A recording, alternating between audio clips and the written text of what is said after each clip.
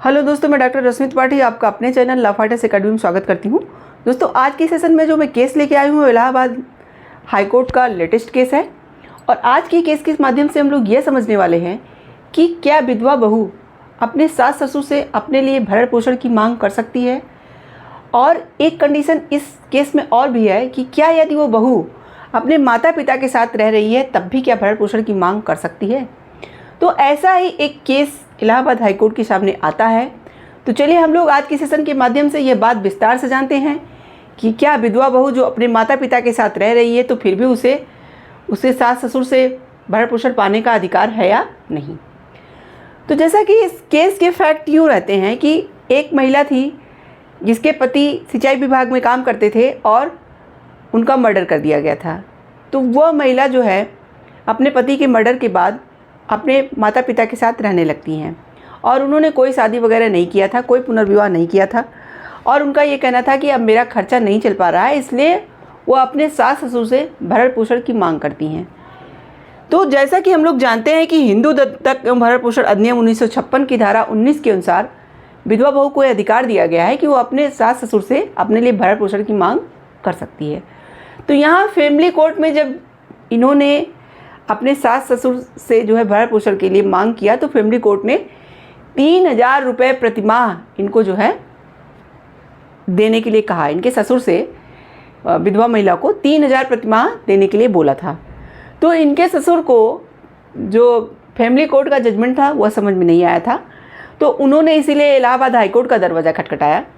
तो इलाहाबाद हाईकोर्ट के सामने वो अपनी अपील लेके जाते हैं और वो फैमिली कोर्ट ने जो भी जजमेंट दिया था उन्होंने कहा कि यह जो है इस जजमेंट से मैं मतलब खुश नहीं हूँ।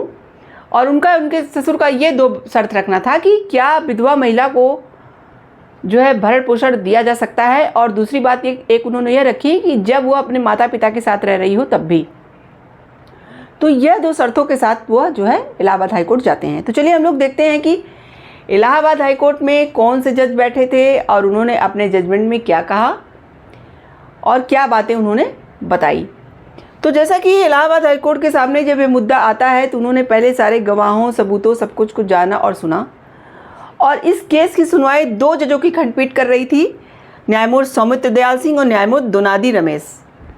तो दोनों जजों ने जब सारे मसलों को समझा और जाना तो उन्होंने कहा कि विधवा बहू हिंदू दत्तक एवं भरण पोषण अधिनियम 1956 की धारा 19 के तहत अपने ससुर से भरण पोषण का दावा करने की हकदार है। देखिए, जैसा कि जो हमारा हिंदू दत्तक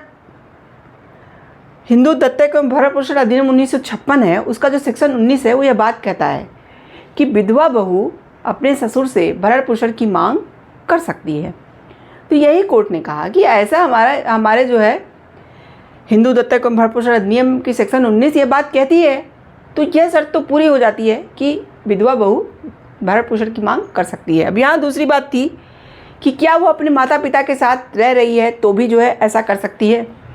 तो इस बात पे कोर्ट ने कहा कि भले ही वो अपने वैवाहिक घर में न रहना चाहे, न्यायालय ने कहा कि यह कानून की अनिवार्य शर्त नहीं है कि भरण पोषण का दावा करने के लिए बहू को पहले अपने वैवाहिक घर में रहने के लिए सहमत होना चाहिए। देखिए, यहाँ पे कोर्ट ने दूसरी शर्त को भी एक्सप्लेन कर दिया। कोर्ट का यहाँ ये कहना था कि जो यह सेक्शन 19 है हिंदू दत्तक भरण पोषण अधिनियम का, वह यह कोई शर्त तो रखता नहीं है कि विधवा बहू जो है वो अपने ससुराल में रहे तभी वो भरण पोषण की मांग कर सकती है। वह भरण पोषण की मांग कहीं भी रह के कर सकती है।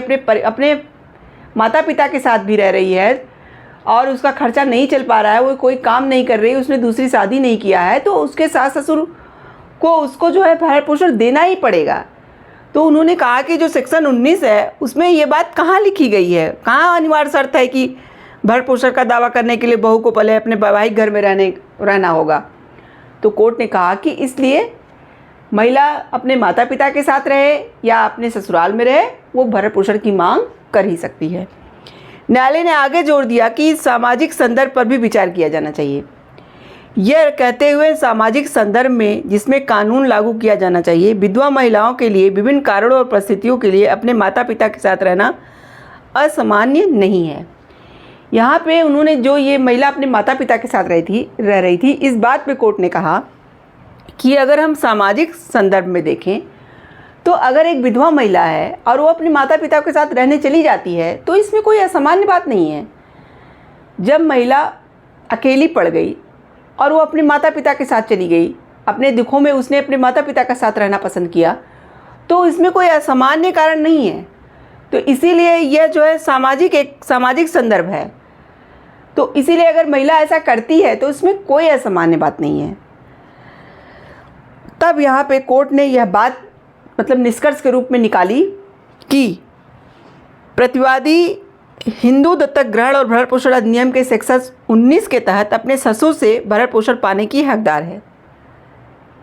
यहाँ पे कोर्ट ने अपने जजमेंट में बात कही कि जो महिला है, विधवा महिला है, वो अपने सास ससुर से जो भी परिस्थिति बताई गई थी उन परिस्थितियों में भी भरण पोषण पाने की हकदार है। हाँ, कोर्ट ने यहाँ पे एक उनके बुजुर्ग ससुर के ऊपर इस बात की रहम ज़रूर किया क्योंकि उनकी उम्र 70 वर्ष हो गई थी और वो स्वयं से कोई काम वगैरह नहीं करते थे, अपने बच्चों के ऊपर स्वयं वो निर्भर थे। तो इस बात पे, इन परिस्थितियों पे ध्यान देके कोर्ट ने यहाँ एक बात तो किया कि जो फैमिली कोर्ट ने 3000 रुपये प्रतिमाह देने की बात की शर्त रखी थी उसको कम करके उन्होंने 1000 रुपये प्रतिमाह कर दिया। बाकी यहाँ पे कोर्ट ने कहा कि भाई विधवा महिला है, उसको अगर भरण पोषण की ज़रूरत है तो सास ससुर को भरण पोषण देना पड़ेगा। तो ये था इलाहाबाद हाई कोर्ट का पूरा जजमेंट। देखिए, इस जजमेंट के माध्यम से एक बात हम लोग को समझ में आई कि जो विधवा महिला होती है अगर उसने अपना पुनर्विवाह नहीं किया है और उसे भरण पोषण की ज़रूरत है तो अपने माता पिता के पास रह कर के भी अपने ससुर से भरण पोषण की मांग कर सकती है। ये हमारे कहाँ लिखा गया है? ये हमारा हिंदू दत्तक एवं भरण पोषण अधिनियम 1956 की धारा सेक्शन 19 यह बात कहती है कि अगर विधवा महिला ने पुनर्विवाह नहीं किया है और वो कोई कार्य नहीं कर रही है कि वो स्वयं से अपना भरण पोषण कर सके तो उसके ससुर से वो भरण पोषण की मांग कर सकती है। तो ये था आज का पूरा केस। तो आशा करते हैं कि आज का केस आपको पसंद आया होगा। आप मेरे चैनल को लाइक कीजिए, सब्सक्राइब कीजिए, शेयर कीजिए और बेल आइकन को दबाइए जिससे ऐसे ही नए नए केसेस और जानकारी उसमें आपको अवगत कराती रहूँ। तो थैंक यू वेरी मच।